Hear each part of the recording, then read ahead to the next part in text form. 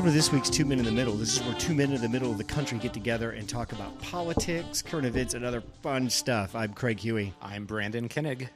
Well, Brandon, Hunter Biden went and got himself convicted of a felony today. Tell me what you think of Hunter Biden being convicted of lying on a federal form stating he was not a drug addict when in fact he was when he bought a gun.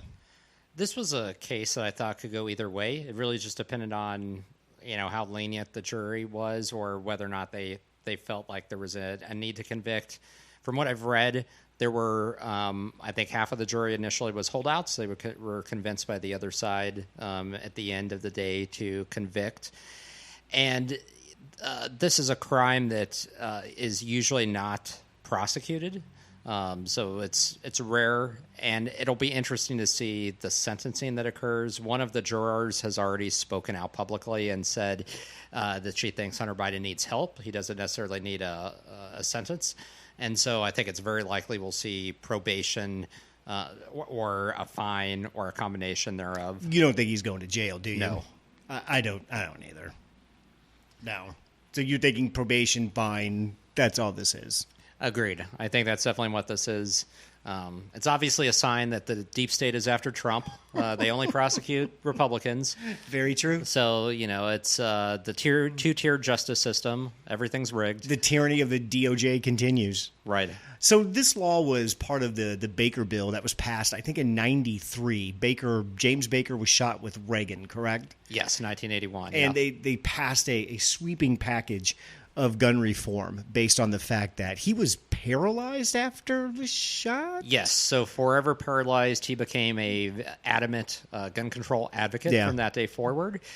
And kind of interesting, obviously, as a Republican. And so this was the most far-reaching gun reform bill, and still is to this day, because even the reform bill that was passed 2 years ago doesn't really hold a candle to the Baker bill.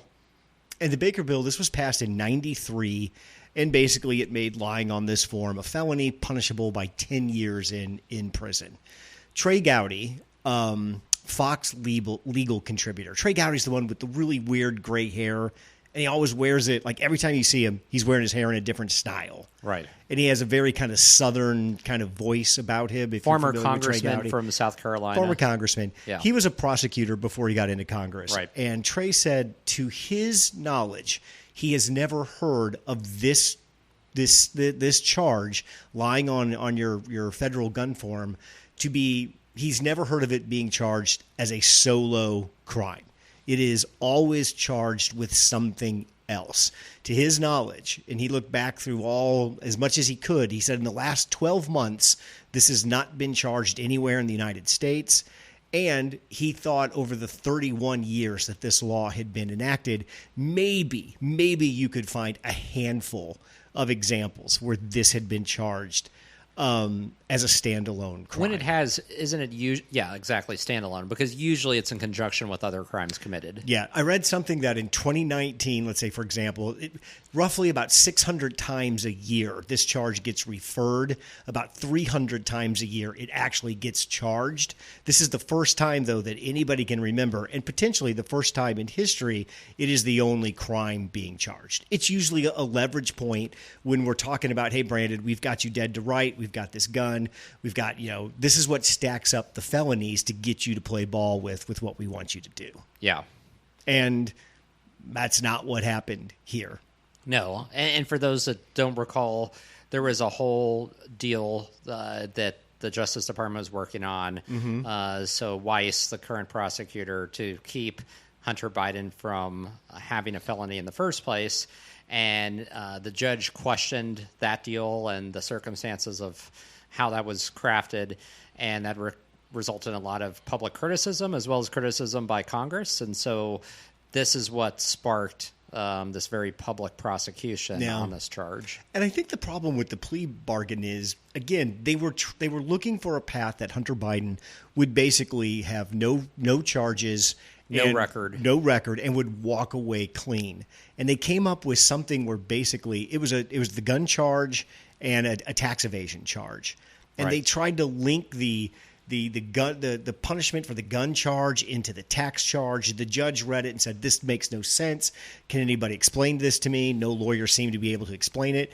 They said, "Okay, Hunter, if you accept this," or I think they asked the government, the DOJ's lawyer, "Okay, are you giving him a pass on everything?" And when he said no, that's when Hunter's team stood up and said, "Our understanding was we were getting a pass on everything." That's right. That was that's a where it weird fell apart. disconnect between the defense and the prosecution when Yeah. there was the thought that there was agreement on this deal.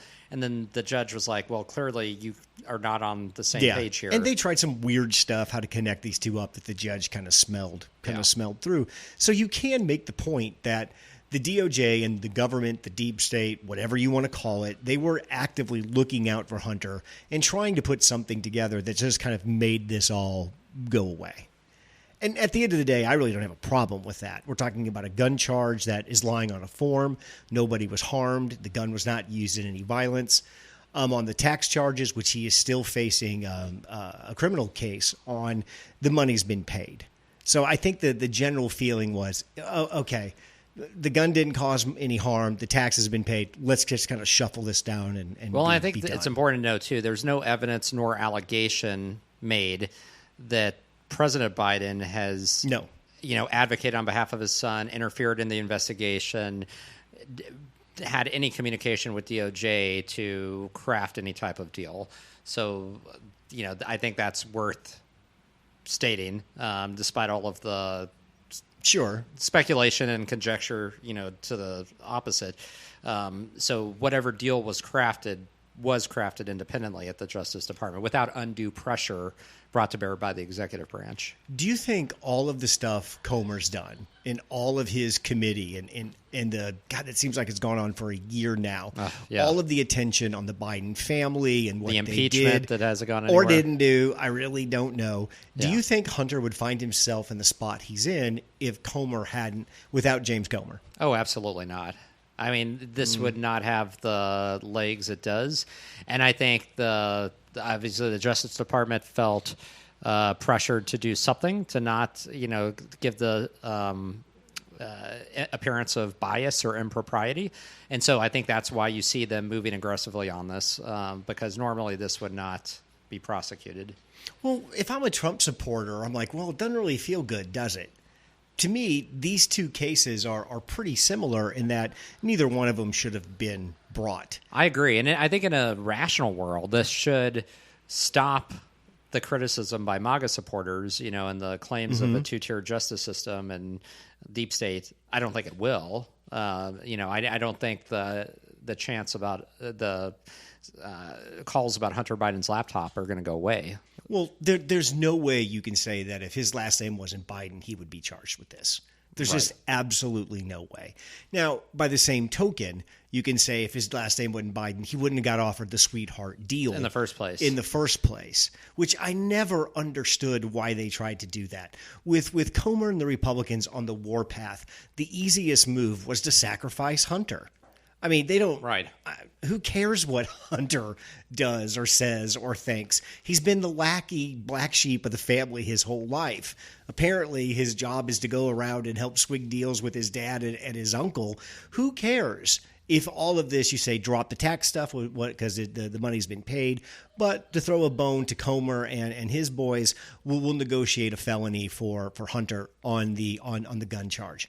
It also gives Joe Biden the ability to say, look, all of this two-tier justice stuff is bullshit, and I just proved it because I didn't step into the middle of a negotiation where now my son has a felony hung around his neck. And David Weiss, the prosecutors of this case, is a Republican who was appointed by Trump to the DOJ. There are easy ways that this could have been navigated, and instead it's just going to be something that potentially is going to blow up on Biden just as the campaign kind of starts. Perhaps, but I mean, I think in some ways, by having him prosecuted for this and having him convicted, I think it does take a little bit of the oxygen out of it. Then if this didn't happen at all, where there would be just a nonstop chorus of, impartiality and favoritism, I think, the other side will continue that criticism in some fashion, but it's not going to have the leverage it would have had, I think. Doesn't what each of them gets as punishment, won't that really dictate how that conversation goes? I think you're right about that, yeah. If Trump gets some sort of house arrest or 60 days and something and Biden gets probation, it's just going to feed right back into that narrative. You know what? One of the key features that factors into the sentencing is how contrite the defendant appears before the judge. And so I can envision a scenario where Biden is prepped by his attorneys and listens to him, and he expresses remorse and he's contrite. I cannot envision a scenario where Trump is contrite at all, expresses remorse. Like, he doesn't apologize. He doesn't admit wrong. And so I think that'll factor in quite a bit too here, all things, factored in. Trump had a Zoom call with a probation officer sometime, I think yesterday. Yeah, I saw that headline. To talk about his pre-sentence interview. How in the world did that go? I didn't get to read up on that. I was curious how the only thing that I heard is they allowed Trump to have his attorney present, which isn't normal. But again, for Trump, you might as well, because I'm sure the attorney is trying to help get him through this and keep him on track. But you're right. Trump isn't going to admit to or show any remorse for anything he did in the New York case. And I don't know if you can just...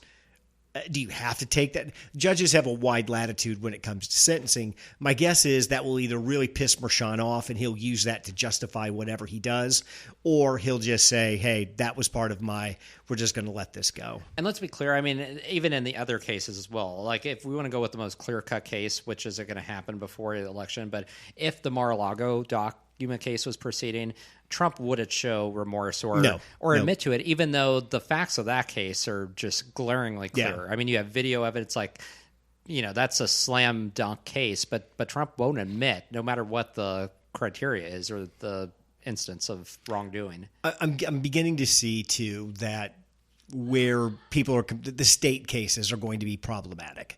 I don't see, I know technically this isn't possible, but I'm sure in the real world it can happen. DOJ should have told Alvin Bragg and Fani Willis to stand down. They should have just stepped in and just big dick those two state cases and said they're not moving forward. Yeah. And if you want to try them, we will. Your career is over if you move forward with this. Well, Fani Willis is over anyway. She's thrown her career in the toilet over that case. But how much better would it look for the Democrats politically if the DOJ would have shut down Alvin Bragg and the Georgia case and said we're only moving forward with the federal stuff? Yeah, I agree with that on the one condition that they would have started the federal cases much earlier. Sure. Yeah. I mean, that's really key to all this. That's true. Because I think, none of that matters if they didn't start them earlier and we'd still be in this long jam with, what's going on with the Mar-a-Lago case and the D.C. case with the Supreme's ruling in.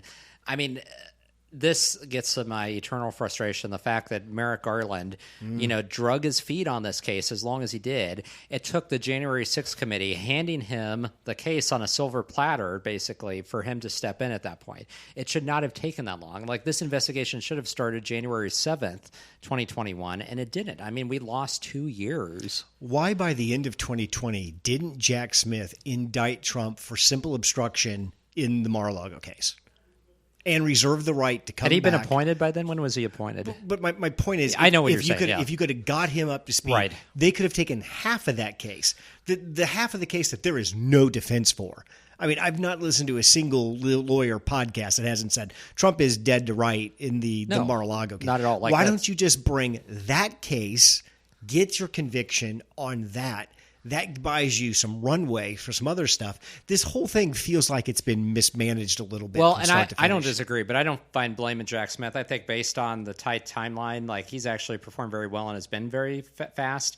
I place all the blame on Merrick Garland because, again, he was so slow to appoint Jack Smith in the first place to get this off the ground. And I don't know if it was for, trying to follow norms, or it was just, overabundance of caution, but it was a detrimental mistake on his part. Yeah. And it goes back to the fact that I don't think he should have ever been appointed AG. You need somebody who's much tougher and aggressive, and I don't think Merrick Garland has the fortitude for that job, and that's been my complaint. He's a judge. Yeah. Everything about him that I think even Biden told him, you're acting like a ponderous judge. Take some action. If you're going to go, let's go. Eric Holder was a lightning rod during the Obama administration, but you need somebody of that caliber for this time, for the Trump era, because we're in a very different time, and you need somebody who is willing to be aggressive, especially when it's come to the key crimes that have been committed. And he wasn't. He had been hesitant since the very beginning, and that is lost time that we're never going to get back at this point. Well, and they had to know. Well, launching when they did, they had to know that they would put the Supreme Court and other appeals courts in a bind, because you're going to have to now make the decision: are we considering Trump's campaign and the fact that he is his party's nominee for president? How does that enter into how you're going to make your rulings? And every court that deals with this has to deal with that issue to some way. Right. And when Judge Chunkin in New York seemed like she didn't want to deal with it, the Supreme Court stepped in and said, you will deal with it. This is different. You should accommodate. You have to be aware of who this is on trial. And I think that was just kind of the miscalculation they made on their timing. I also, too, maybe I'm just totally fantasizing here, but I think everybody talks behind the scenes. I think very little happens without somebody knowing what's going to happen. It's not a conspiracy. It's not planned out. But if I'm going to make a move and I may interact with the Supreme Court at some point, I damn sure want to know what the Supreme Court's thinking. Yeah. It feels like there was no back channel conversation about all of this either. It doesn't sound like about, it, yeah. Hey, if we do this with an objective of that, what's your play going to be? It doesn't feel like there was any foresight. No. Which, speaking of the Supreme Court, I mean, we should get a ruling on the Trump immunity case, I would think, any day now. I mean, this is the big month that they issue rulings, June. We're almost into mid-June. So if they can basically say there's not enough facts here, we need to kick this back to the appellate court, and we need clarification on whatever they need clarification on it. At that point, that punts that case, and that case is off the calendar. Right. And it seems like that's just the most easiest thing to do, and that's probably maybe – I didn't think they would take the case in the beginning. I mean, it was a 3-0 appellate decision. There actually wasn't any reason for them to take the case. They should have let the appellate decision stand. The only reason to take the case is to send a message, I think, to the trial judge. You're moving too fast. You should take consideration to other things. I think that was the only reason why they stepped in front of that. And I do think the Supreme Court steps in front of cases to send messages to courts, and I think that's what they were trying to do. Brandon, what does justice look like for Hunter Biden? Legality's out of the way. I think a lot of us in the American, when we think of the American legal system, we like to think of this sense of kind of old style justice, that it still kind of meters out. What would be justice for Hunter Biden? What would make most of America say, okay, system works, and that we can live with that? I think some type of probationary period for so many months. I think so. A fine. I don't have any strong feelings about the amount, but some type of fine that's at least somewhat substantial relative to his worth and what he's able to pay. And then step a little closer to your mic, Brandon. And then maybe some type of treatment program or rehabilitation program, something that requires him to give back to the community, something like that, I would think. For a first-time offender, for something that like this, it would normally not be prosecuted as a standalone. Yeah. I can't see any scenario where he would spend any type of hard time. Brendan, you're looking right at me. Does anything about my appearance scream child or childlike to you? No. I'm the same age as Hunter Biden, roughly. I am so sick of the Biden and Trump being referred to as their children, like these were 12-year-olds or 8-year-olds. This is a 55, basically, year-old man we're talking about in Hunter Biden. Yeah. I think, again, you're right. There'll be some sort of – I don't think he's going to jail. I don't think there's any precedent for a jail jail time off this sentence. But just like Trump in the other case, now we've backed ourselves into a corner. There's no sentence going to come out of these that people are going to accept and say we can put this to a close because justice was served, the criminal's been identified, the debt's been paid, we can all move on. These cases aren't really set up to do that. No. And they won't kind of provide that. No, I don't think so. I mean, I think if the Hunter Biden saga, we can close that chapter, move beyond it. I think we got his tax trial coming up next. Well, that's true. So and it's not that's the completely one closed. Comer's interested in, because they're going to make a huge deal about his taxes and money and all that shit that they've been doing on the whatever committee. When is that one slated to start? I think it's sometime in the next month or so. They're going to push all of that in, or they're going to attempt to push all of that into this trial. Yeah, it's not going to be a fun summer for Hunter Biden, nor should it be. And I think of Hunter Biden the exact same way I think of Trump with his legal problems. I do not care. Hunter Biden has shown no respect for the legal system his entire life. That is true, but Hunter Biden is a private citizen. Trump is not. Sure. And he's running to be president of Sure. the entire country. So I think there's a higher standard when it comes to, looking at the prism of crimes committed by Trump versus Hunter Biden. But watching the president of the United States talk about their 55-year-old son as if he is a teenager is extremely off-putting. Yeah. And whatever he gets, I think most people will say, that we can live with that. Yeah, I think you're right about that. So Trump gets out of court, 6 weeks of court. He's found guilty. He's back been on the pimped campaign up. trail. He's in this cold room, and that's not what he wants. Brandon, how's an ex-president who's back on the nomination? He's back on the nomination, back on the trail. How do you get the blood flowing again? How do you get back in the campaign? Well, you find a contrast with the cold courtroom by going to steaming hot Las Vegas, Nevada. Yeah. Right, 100, 5+ degrees. You hold a rally outside. People have to wait for hours to get in. Hours. Suffer from heat exhaustion, have to be rushed to the hospital. It reminded me of in 2020, early 2020, during the last presidential campaign, Trump held a rally in Omaha with freezing cold temperatures that were below zero. Yeah. And I remember there were people that were waiting, again, outside for hours. Yeah. I don't know in who fields. Yes. Which, again, I have no patience for anything, let alone a politician. No. I can't imagine. No. But some of these people were elderly, over the age of 70. They ended up getting hypothermia, having to go. So here we have both extremes, hot, cold.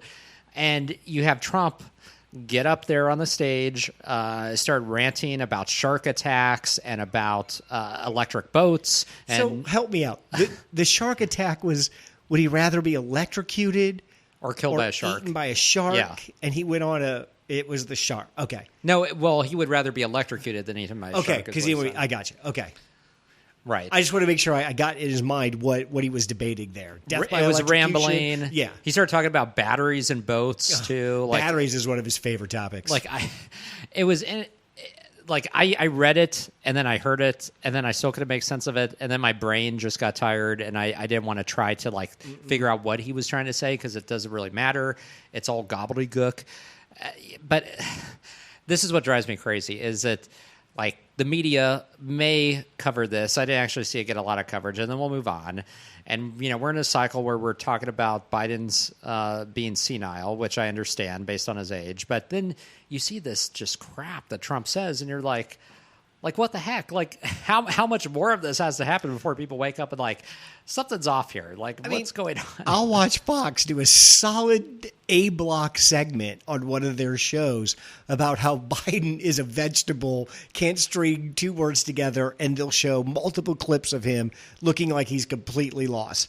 At the same time, Trump is on equal footing in Vegas, just going insane, just saying kooky shit. And Trump also slurs at times and has these incidents where incoherent he's, at times. You can't tell what he's saying. And two, he's not going to be happy until somebody dies at one of those rallies. And he's really going to get off on it if somebody dies at one of those rallies. He made a comment, which, again, was may have supposed to be tongue-in-cheek, but really wasn't, that he doesn't care what happens to his people at that rally. He just wants them to vote. They can die afterwards. I mean, something to that effect. And Brendan, he said those words. Yes. I know he said, I don't care about you. I just care about your vote. And he did say something to the effect of, again, it was in a garbly goop of, if you die, you still have to vote for me or Right. something of that nature. I mean, really, again, you're sitting there in Vegas. You're sweating like a pig. It's 110 degrees out. You're looking at a crowd that's average age has got to be close to death. Yeah. And you're talking about, I don't care about you people. Just vote for me, then die. I don't give a shit. And this is the man who is currently leading to be the next president of the United States. Yeah. Again, it says a lot about where we are as a country. I don't want to harp on it, but this is only going to be one of many incidents like this that we see. I don't know. And there's now, I think, an open question on whether or not he's going to participate in this debate that's supposed to happen in less than 2 weeks. Well, he said in that rally that drug testing would be required and that he would take a drug test. Now, let's take all the stupidity of that off the table. Brandon, what kind of drug test are we taking? I think Trump takes like a standard P test or something. Yeah. If we wanted to shoot you up for a debate, we would have something that right before you went on, we shot you up with something because the effect would be immediate. Drugs don't last 7-8 hours. It just doesn't work that way. David Pacman went on with Will Cain. You know who David Pacman is? Isn't he the Trump guy? No, he's kind of a progressive liberal from Argentina. Oh, yeah. Kind of a white guy. Yes, I know who you're talking about now. He has a YouTube channel. He went on with Will Cain. David. And Will Cain's like, well, they shot him up with, and he lists, like 4 different drugs. And David Pacman says, let's take each one of those individually. Anachronocreme or whatever the hell it is. This only lasts for 2. How would this affect that? And after going through 4 of them, he's like, Will, you're just making shit up. You're just parroting things that you're saying. Drugs don't work that way, and a drug test don't work that way. So, yes, I agree with you that Trump is laying the groundwork for at some point. This guy's old and out of it. I'm surprised he didn't suggest a cognitive test like the man dog. Oh, God, what was the one he did in 2020 that he bragged about? Chair, tree, man, dog. Maybe that should be the debate. You just give them basic. Have them repeat it. How about this? Have you ever played Connect 4? Yes. Have you ever played Connect 4 times 4? I don't know that I have, no. That's the 2. It's adds the extra dimension. So when you drop, you play both sides. Okay. So what's so interesting is my wife is the Connect 4 champ. I think she's 165 and 0. I haven't played that since I was a kid. In Connect 4. Wow. In Connect 4 times 4, she's 0 for 165. Oh, really? When you add that other dimension in, it's like she can't see it. But having them play a series of children's games, maybe that would be, if you're talking about things that could really inform the public. Could we have that instead of an actual debate? Because that would keep my blood pressure low and I would not have anxiety if we could just do that instead. I know I made a joke about it, but is there any time where the media takes a more, and by this I mean the more conservative media takes a more targeted eye towards those rallies? Or is that just is what it is? We've seen so much of them. Unless they sacrifice a goat or some pagan ritual, no one's going to notice. I mean, I feel like the media still needs to cover them like it matters, because I don't know if it's just that the lines have moved or, what we consider normal from Trump has continued to progress, but it's not normal. I mean, it's not, no. And we shouldn't expect that or just go along with it. And we just treat these as normal now. Yeah, we do. Like, it's just like, oh, that's what, like, it's in any other country that would not be considered normal. Like, no. The UK is having a election right now, and if either of their prime minister candidates were like that, like this would be like major news. Like, they would last in the race. I mean, this would not be accepted anywhere else. Speaking of politicians that, well, I'm trying to think of. I'm trying to accurately describe the situation the Prime Minister of Great Britain has got himself into. Rishi Sunak. Okay, say that again. Rishi Sunak. Rishi. Okay, yeah. So Rishi has gotten himself in a bit of trouble because he skipped out on the D-Day. Yes. Thing. He left early, and what's interesting is He left early for this interview he was giving with BBC or something, and he said he had no choice, so he left his foreign secretary, David Cameron, former prime minister, who I've actually met, there to cover for him. But it did look awkward because, this was a meeting of leaders of these nation states on a very solemn occasion, and he skipped out early. What's interesting is that the BBC, the media outlet, said, well, this was the day he gave us. Like, we didn't restrict on when he could speak to us. They just threw out this date and said, this day is good for us. So it looks very bad. There's been a series of unenforced errors. He recently, when he gave his announcement speech about to jumpstart the election, he wanted to make this grand entrance coming out of Downing Street, number 10 Downing Street, with the doors behind him. And it was a rainy day, so he waited until there was the rain had stopped and there was a bit of sunlight. I don't know if you saw this. And so he steps out and he starts giving this speech about what he hopes to achieve, and immediately starts pouring down. There's no umbrella. No one holds an umbrella over it. He's getting soaked in his very expensive suit. He looks ridiculous. It's a scene that, conveys so much in terms of the electoral prospects for the Tories right now, because they will likely not only lose, but they're set. Some polls have them getting less than 100 seats in Parliament, which would be a historic defeat for Britain's oldest political party. They've never had numbers that low. So that's where he is. He called the snap election for July 4th, which didn't have to happen this early. He's had 6 months. So it's also kind of odd he chose to do that. Some people have speculated that maybe he is just thrown in the towel and he's resigned to the fact that they're going to lose. Have you seen any of the interviews he's done? They are awful. They're very bad, yeah. The British press is just pounding him. And he's a little bit like Kristi Noem. He won't just come out and say, I messed up and I beg you for forgiveness. He cannot do that. Well, and so in some aspects, he's not a total victim, but he is a victim of circumstance, and that his party has held power now for a long time, and through a lot of mismanagement and debacle. And there's been multiple prime ministers. So we saw what happened with Brexit, and then Theresa May was forced out because she couldn't do a Brexit deal. The last prime minister was the shortest lived. She was there for 40 some days. Yeah. And all this led up to him. There's an argument to be made, because he's a technocrat and is somebody who's kind of a policy wonk, that he may have fared better if he had been prime minister a decade ago or 8 years ago. His timing has been completely off in terms of what his party has presided over and how they've botched things up. And so there wasn't much he could do to restore that. So that's part of the problem. But it's also noticeable, and not to tie everything together, and the significance of the challenge Biden faces. If he's able to still win re-election, he will be an outlier, because all of the existing leaders of the Western world are deeply unpopular right now. Yeah. Not just the Prime Minister of Britain, but also Emmanuel Macron of France. I think just called for a snap election too. Who did? Macron. Oh, yeah. And so there's a danger there with the far right and Marine Le Pen. But all of these Western leaders, Trudeau in Canada, are profoundly unpopular, and they're dealing with some of the same populist resentment, angst over high inflation, which is a global phenomenon, not just an American phenomenon.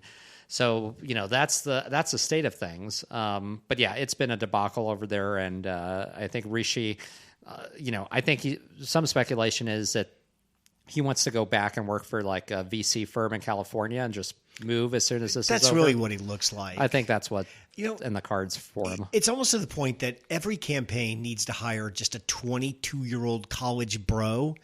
And this person's job is to, if there's ever a situation that you feel visually a meme is coming on, you're there to shut everything down. Second it starts raining, nope, we are done. So somebody explained to me, again, political mismanagement at its worst, why did not somebody just put an umbrella over him at the very least? It was just what is going on? The weather is on my phone. Yeah. I have a live Doppler radar system in my pocket. Nobody looked at their phone and said, shit's going to get a little cloudy and rainy here the next 30 minutes. And how about, he was so focused on having the door as the backdrop. Correct. How about just doing it inside and just, giving up on that because the weather isn't going to cooperate? It's what Ron DeSantis is going to find out. Ron DeSantis thinks he can run for president again.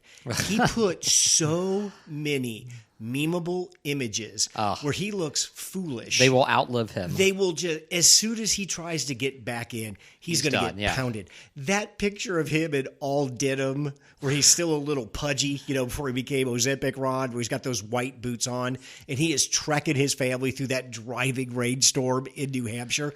Ron, your campaign ended that. There's so many photos day. of him with high-heeled shoes or boots because he's short, so they want to make him look taller. Correct. And what that guy Rishi is not embracing. He's a good-looking gentleman. He's always put together. You can tell this dude is polished. He knows what he's doing. He's like an F1 car. But the second he gets knocked off his line where he's supposed to be, he cannot recover. Yeah. As soon as one of the British, press just looks at him and says, "What in the name of everything holy were you thinking?" He just turtles up. The British press is ruthless, by the way. And he's getting it. And in some aspects, I wish our American press was more hard-hitting, like the British press with our politicians. I think our press is the opposite, that sometimes they give too much stature and leeway to our politicians. They don't go far enough and trying to get them on the record and to answer direct questions. That is not the case in Britain. They do not give any deference to their politicians. They hold them to account. Well, Trump recently gave a interview to Hannity after his conviction, where he said multiple times, "I don't see why I shouldn't go after people if I get back in the office. Yeah. I don't see why I shouldn't prosecute people." Well, and Hannity multiple times tried to lead him back. Nope. Not only Hannity, did you see the Dr. Phil interview? Oh, God. I mean, Dr. Phil's a fucking idiot. He has his own network now, streaming. Anyway, and he's kind of MAGA-ish now. But so Dr. Phil interviewed Trump, and he's like, "How about you take the high road? How about you don't go after your enemies?" No. And Trump was like, "No, this retribution. They need to be punished." And Dr. Phil's like, "Well, you're going to be too busy, with policy and doing you're not going to have enough time to do that as president, obviously." And Trump was like, "No, I will." He gave Trump so many opportunities, for this shit. Yeah. And Trump did not take it. He's like, "Nope, I'm going to punish my opponents." There's a comedian, Adam. I cannot think of his last name. Have you seen the guy who does Dr. Phil as a comedian? Oh no, I haven't seen this. It just does TikTok, he do the Twitter. twang too? The Texas twang? He's got the voice down pat. He's got the ball. It is fun. It's Adam something or the other, but it is absolutely hilarious. I saw that and I was like, how did Dr. Phil get an interview with Trump? And then I realized, well, it's been 10 years since the TV show, maybe. Yeah. The checks aren't as big as they used to. Grifters got a grift. Well, and there you go. And Dr. Phil has gone down this path of vaccine skeptic, COVID. Yeah. He's trying to carve out this niche, kind of hard right, MAGA right. So I think that's all in alignment. I don't know if it's sincere or if it's just a play for money. I think the latter, probably. Watching Trump shit all over the vaccines, that to me was the highlight of his presidency. The thing that really brought the pandemic to an end is incredible. Just to watch the way he dances around and distances himself. The one good thing, that. Because he mismanaged every other aspect of that response, but at least the Operation Warp Speed and the time to get vaccines out to the public, that was the one shining moment, and that's what he disavows now, which is stunning to me. Because the fact is, and I go back to this, the George W. Bush administration put together a very solid pandemic preparedness plan that the Obama administration had begun to implement, and then Trump's people just completely stopped funding it. That was the guidebook. And that's why when we started this, we didn't have adequate PPE. We didn't have masks and we didn't have gloves for our hospitals because the funding for that had been denied. No. And so that's where Trump failed.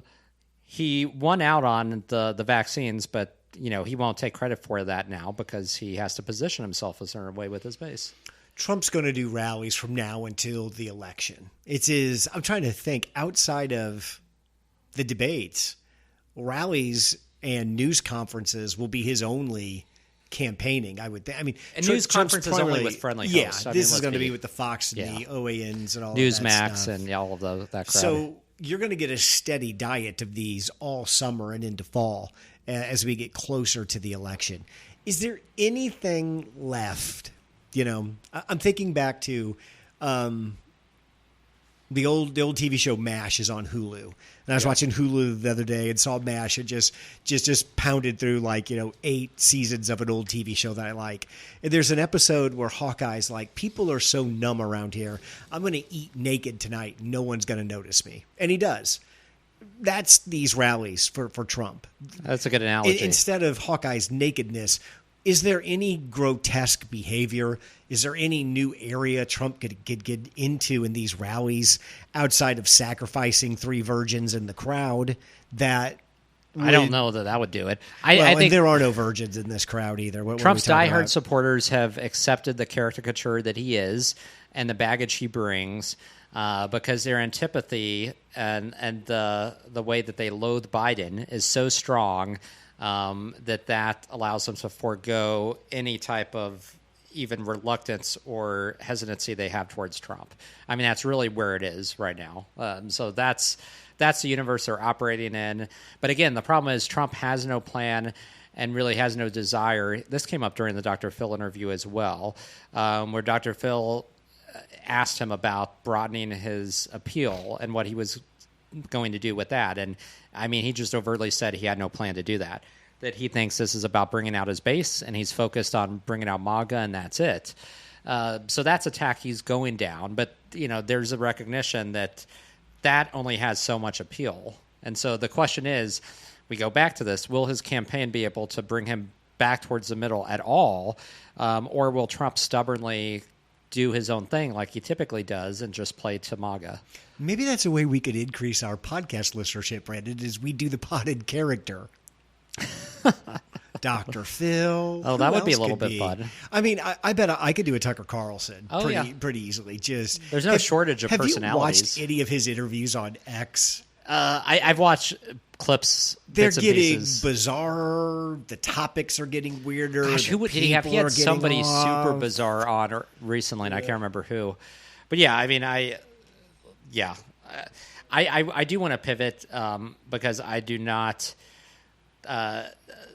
Regardless of the presidential race, which I'm deathly worried about, I'm feeling very bullish, more so than I have in a long time, about the Democrats' chances in the Senate. Because the close Senate races, they are leading in the polls above and beyond where Biden is substantially. So that is very promising to me. So it looks like the scenario looks very good that not only will Democrats win back the House, but that they will retain the Senate. And that is huge if they have control of all of Congress. Will. And more that we can pin Trump in, if he wins, I think the better. And let's not also say, first of all, I think the Democrats have great candidates in places like Wisconsin and Montana, candidates who are incumbents who fit the profiles of their state, who are independent. Mm-hmm.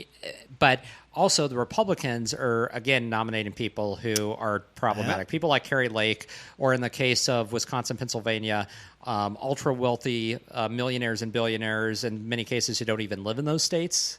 I think that is the problem that Republicans have this time around. It's candidate quality again.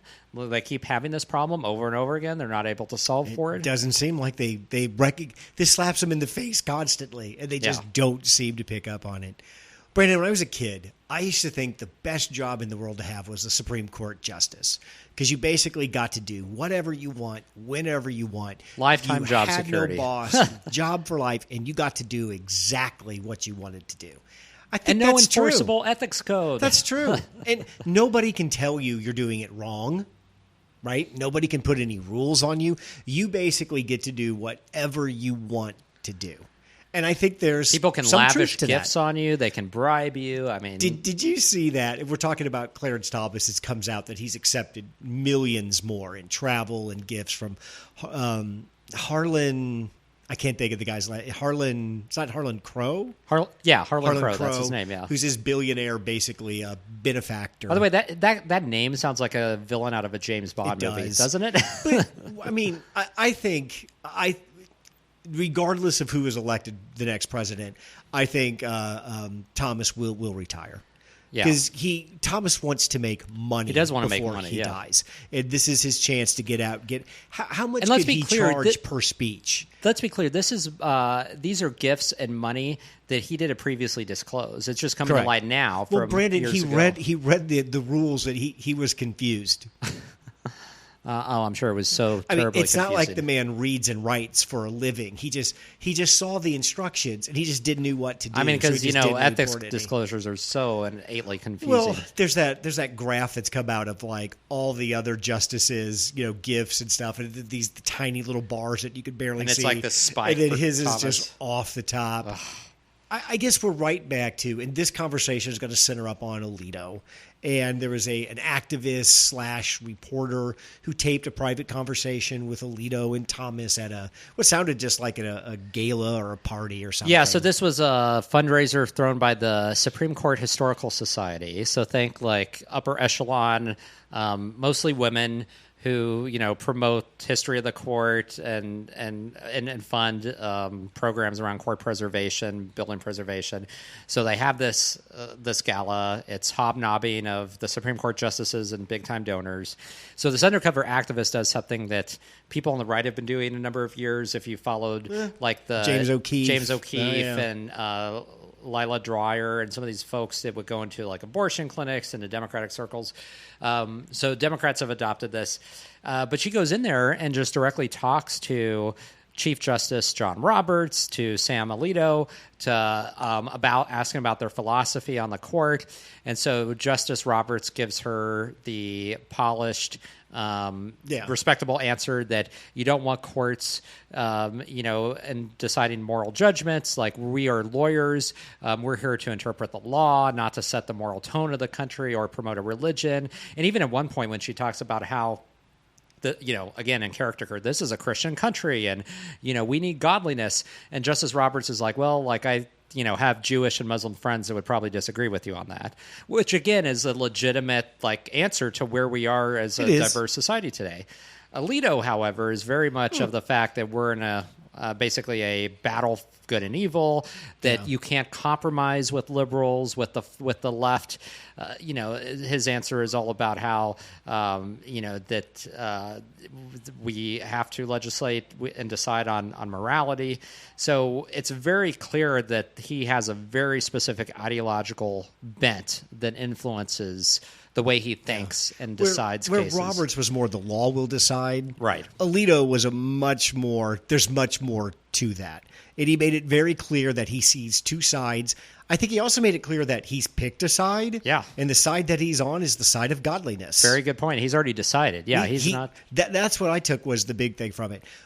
A couple things here. One, Brandon, I would not have the balls to record a conversation with two Supreme Court judges, because I would be assuming Justice Roberts is calling the bat phone today and saying, this lady, we're done with her. Yeah.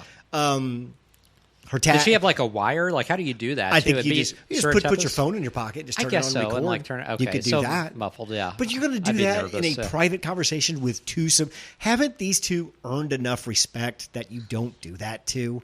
I don't like Alito. I agree on face value. I do think it is illuminating, though, to just kind of hear it that way, because I will say this, unlike elected representatives, Supreme Court justices don't get out there very often and talk about their views or thoughts, so it's very. There's a reason for that, right?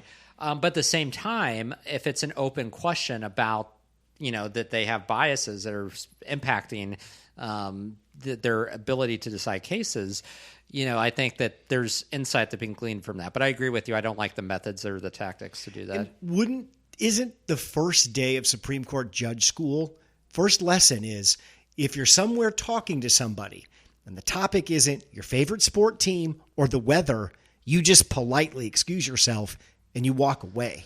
What are you doing having political conversations with someone in the middle? What?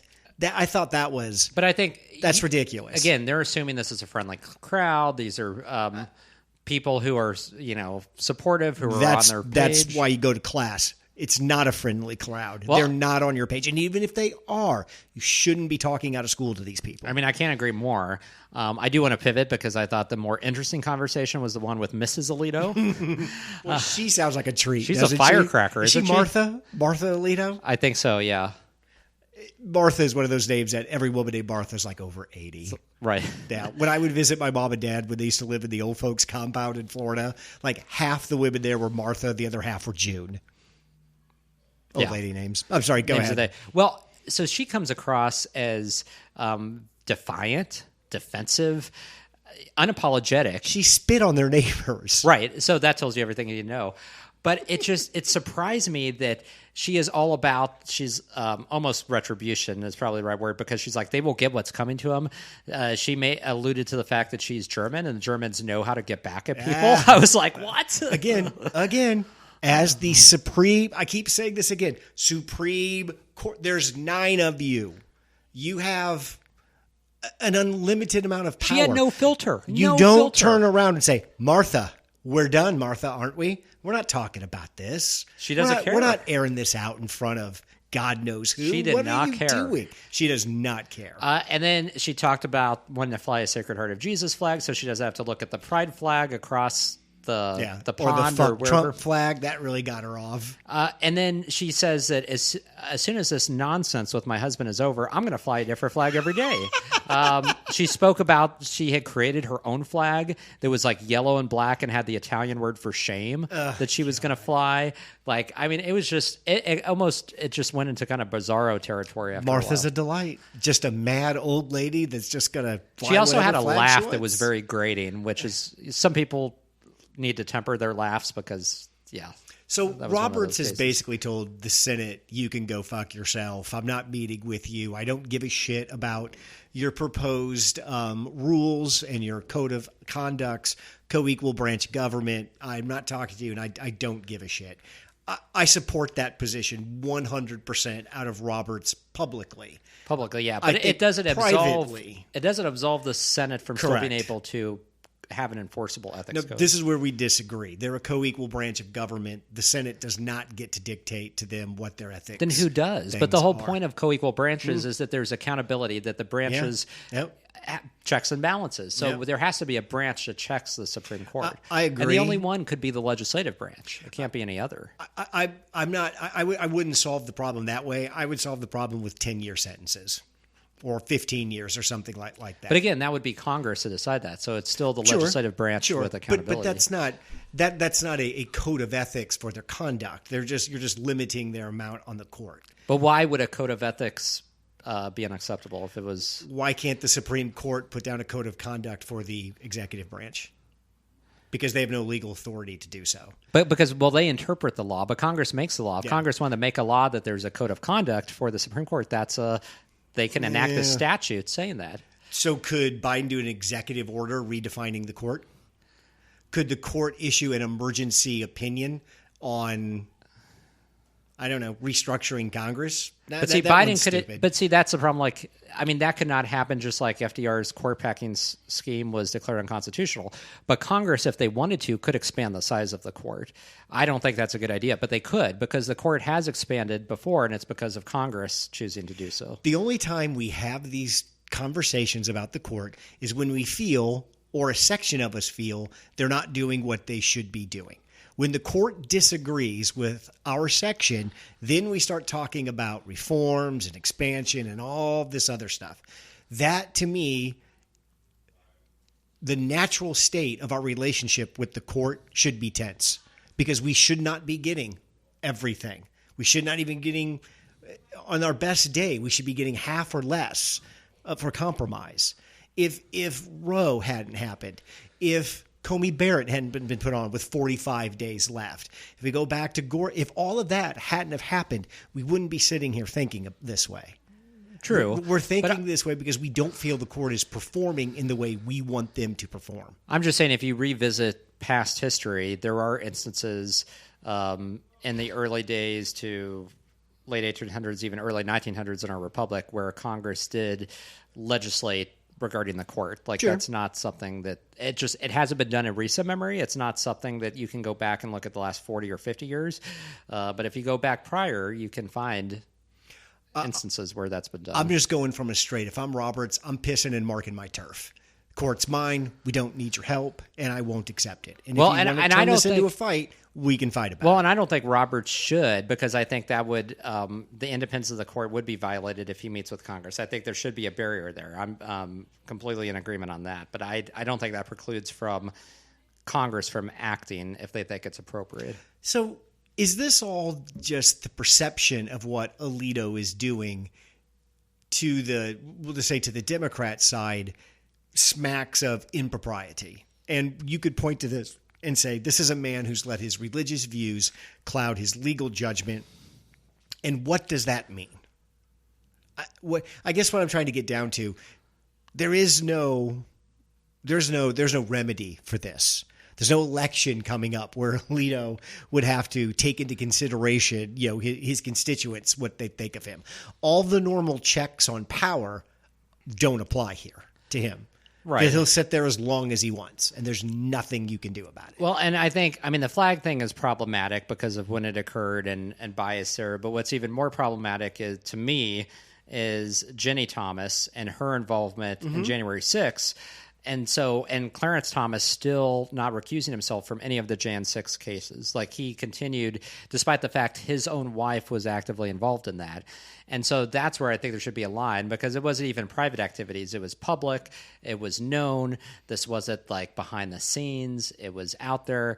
And I that is a case where, I don't know. I just even think from the simple standpoint, if you're a federal employee, you have severe limits on gifts that you can accept from anybody, regardless of whether or not they're directly lobbying your agency, your federal department, your boss. You usually can't put up political yard signs in your yard because, again, the appearance of bias. So the fact that there's none of that, not even the most relevant in terms of the actual cases before these justices, is just staggering to me. And I think that's why I'm so lost in this. I thought all of that applied. I thought at the end of the day, a Supreme Court justice, if you boiled it down, was just another federal employee. And all of the federal employee rules applied. They don't. I was surprised to learn that all of that, the Supreme Court just said, nah, we don't do that. Here's my reason for taking the Supreme Court and making it a 10 to 15 year job.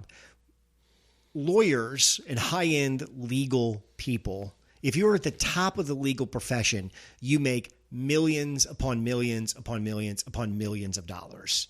These Supreme Court justices are somebody who is now in the most premier position within the legal structure, and they're tied into a civil servant's salary. They're not going to like that. We're creating situations with these people where ethical things could come into play. One of the ways to limit that is you don't get to sit here forever. You have a nice 10-year run on the court, and then you can take and go turn that into whatever monies you can turn that into. I think that would be a better approach for dealing with things like this than try to put down some strict code of conduct. That, again, this is the classic example at work. Okay, Brandon, email comes out, new law. Everybody has to be in their seat at 8 o'clock. You guys have been taking advantage of this, getting here late. Everyone's at 8 o'clock. Well, it's just Bob that shows up late all the time. You just don't want to go over there and bitch at Bob, so you're making a rule for everybody. That feels like that's what kind of happening on the court. The only person that can't seem to understand the rules around accepting gifts is Clarence Thomas. Yeah. But how do you deal with Clarence Thomas? But you're right. I think term limits is a great solution to that. I mean, at the state Supreme Court level, at the state level, many states have that, and so, that is more of a norm when you get down to other courts than it is on the Supreme Court. Because another good example, what if you had a justice that was incapacitated or hospitalized for an extended time and they missed 75% of all arguments? Like, there's no remedy. There's no law that says if you don't physically show up for 6 months. Because Thomas did a bunch of shit on Zoom or something where he didn't show up for some you stuff. could have a justice not be able to take part in any of the hearings for an entire year, and there's nothing that would force him off the court. I mean, technically you could impeach a justice, We all know how difficult that is. But there's no rule or statute that says you actually have to do your job for any amount of time. I'm a big fan of let's walk through every government position. Let's find all these nooks and crannies where power can hide, and let's get rid of them. Yeah. There should be no more lifetime appointments. Lifetime appointments, I think all federal judges are lifetimes, I believe. Yeah. That shit all needs to go away. Do you remember hearing, this was several months ago, but there was a federal judge, I think she may have been an appellate court judge, who was like in her late 90s, appointed by Reagan. I think she may have been 100. Like, she would not retire. And like, she was showing signs of dementia at court, difficulty understanding arguments. Some of her case decisions were being called into questions. Many of her colleagues had signed a letter saying, like, she is not mentally there to be able to, and she was so stubborn. She would not leave the court. And I think there's been something to force her out now. But that's a great example, too, with a federal judge. What do you get if you get somebody who's like 100 years old? You can't do anything. And I mean, would you want to go before a judge like No, that who doesn't know what she's talking about and is not. not all there? This is another example of half the country running off rules that are 100 years old that we just can't seem to change because we're stuck. And we just have to sit here. Brandon, we didn't talk about this during warm-ups, but one of the things I've been doing is going through and listening to older episodes of ours. And it's really interesting to walk through the deep COVID stuff. The stuff when, we're in lockdown. It's March, April, May. Oh, nobody that's surreal. You seems to know what's going on. But my favorite episode of ours in the past, or one of the favorites that I found, is our last episode of 2021. And what I love about this episode is the entire episode is you and I just on this decline as we begin to realize our high expectations for 2021, this hockey stick of returning back to normal. None of it happened. Yeah. None of it happened. And that the opportunity for that giant hockey stick back to normality is probably gone, and we're in a new spot. And I think it's interesting to hear both of us kind of start off with, this can still happen. We can still get back. And by the end of it, it's like, I don't know where the arrow is pointing. I don't know what we're going to get back to. It feels like we've been stuck in that loop for the past, all of the Biden presidency. Right. No clear. I guess what I'm trying to say is, it feels like since the pandemic, since all of that confusion has stepped in, no person, entity, institution, I don't even know what it could be, has stepped up, pointed a finger, and said, that's the way to go. Get on my back. That's where we're going. And it just seems like we're still kind of walking just in an endless circle since 2021, looking for something to improve that not sure something is going to improve. Well, yeah, and I think it's a lack of leadership. We don't have anybody there who is paving the way. And if you look at all of these institutions, we were just talking about the Supreme Court, record low approval ratings by the American public. Every institution across society is facing record low approval and low trust. So, I mean, this is reminiscent of Watergate. I mean, you'd have to go back to Watergate to see this type of phenomenon. I think Biden had a poll come out that his approval was 36%, which is the lowest of any modern president heading into an election. So he is historically unpopular at this point. And we've brought this up because this has been the case since Trump took office. There's not been one moment in polling where there's been a net positive number of Americans who said the country is headed in the right direction. So since Trump took office in 2016 to today, there's always been a plurality to a majority saying the country's on the wrong track. That's also striking. Are we ever going to return to a situation where there's a majority of Americans who feel like we're headed in the right direction? What is the right direction? What would it take to get 25% of MAGA folks to flip over to say we're moving in the right direction? Yeah. I mean, it feels like, again, we'd have to take big hacks at stuff that have become almost established. I don't know. And I think it's very hard to do, too, in the media silos that exist now. I mean, if you don't have everybody operating on even a semblance of shared reality, I don't know how you get to 50% plus one of the country saying things are good. I guess that's the first step. We've got to get back to at least where 51% of us can at least agree on something. On something. And that's going to be a big, big challenge. Mike's episode was really popular. That's good. It was nice to have Mike back. Yeah. And I reached out to Jason, and he's going to come on in the next couple of weeks. I told him that we really needed some AI help and just some general questions a whole about episode AI. on AI. I think that'll be really good because he is such a unicorn with as technical as he is, but also how he can explain and stuff. just kind of distilling Yeah. all of this and the practical Yeah. impact around us. Yeah. Because I told Jason, I think about 60% of what I say about AI is false, but I get a kernel of it right. There's a couple of kernels in there we could push on that I think people would really enjoy. You do anything fun this weekend? It's only Tuesday. I know. It feels like it's later in the week because we usually do this midweek at least. Yeah. No, I don't have any set plans. I've had like 3-4 weekends in a row of graduation parties. Those are all gone. God. Aren't Done. those brutal? Well, and I feel like May and early June are just jam-packed with Yeah. so many events going on, right? We have this lull Weddings. where there's nothing going on. Then it's like we get into May, June, and it's like crazy. There's like 10 things every weekend. And so being a single man, do you get more invites, you think, to stuff like that, or less invites to stuff like that? Graduations, weddings, things of that nature. I don't know if I get more. I mean, it's been fairly consistent year Do you after always year. bring a gift? Yes, usually, yeah. I think that's why the reputation gets out. That probably helps, yeah. Always showing up to a graduation with an envelope is always the best way. It's always to go. good. And there are rules of thumb based on Sure. like direct relation, how much Yeah, you give absolutely. versus someone who's not. So you take all that. $20 for anybody not directly, in the family line is completely acceptable. Yeah. That's our podcast. Thanks, Brandon. Thanks, Craig. Thanks for listening to 2 Men in the Middle. Make sure to give us a 5-star review wherever you get your podcasts. Check out our website at 2meninthemiddle.com. Drop us an email at 2meninthemiddle@gmail.com or tweet at us at 2 Men in the Middle. We'll see you next week.